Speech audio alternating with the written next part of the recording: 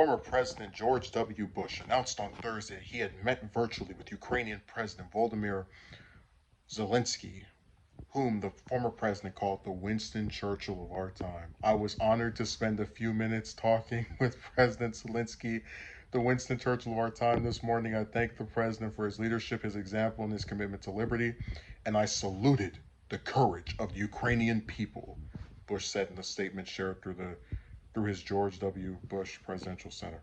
President Zelensky assured me that they will not waver in their fight against Putin's barbarism and thuggery. Americans are inspired by their fortitude and resilience. We will continue to stand with Ukrainians as they stand up for their freedom.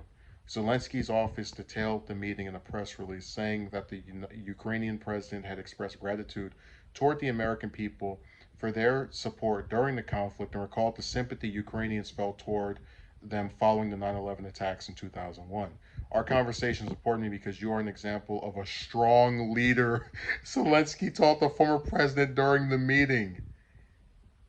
He also invited Bush to visit Ukraine, according to his office. The development comes as the United States seeks to ramp up financial and military support to Ukraine and the ongoing Russian invasion. Okay, a couple of things to unpack here. So, a couple of years ago, I had a conversation with a guy, a person that was also into following the news and politics, all the rest of that.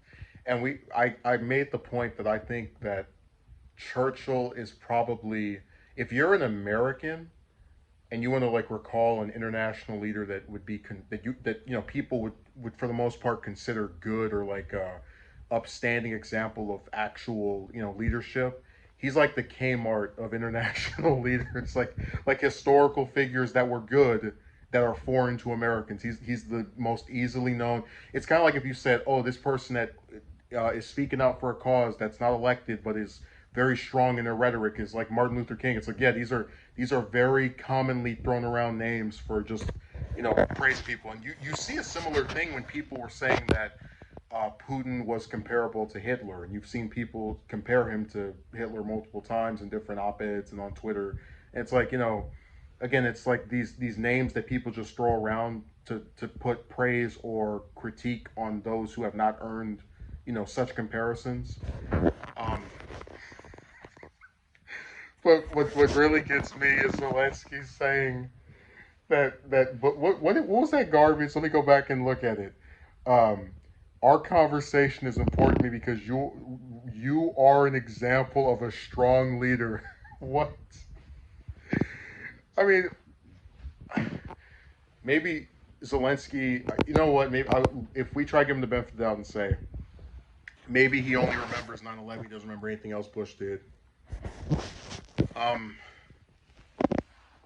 I don't know how anyone can even come to that conclusion. You have a person who started the longest war in American history, Afghanistan, an individual who left us in the worst recession since the Great Depression. I, I, I mean, what about any of that is strong? It's like the axis of evil. This is the problem with American history. So much of it gets revised, and when you get a person 5, 10 years down the road who a lot of people convince themselves is worse than what came before, the other person starts to look good.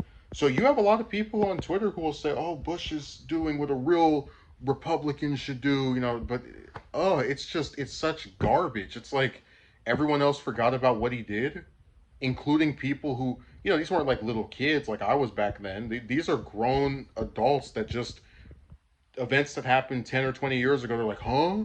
Oh, it was all good. Yeah, nice revisionist history. The strong leader. Man, just because you give a couple of speeches, it doesn't stop you from being a complete buffoon when it came to foreign policy and a person that was going to let your own bank destroy the economy of your country. So while you went into seclusion and did paintings.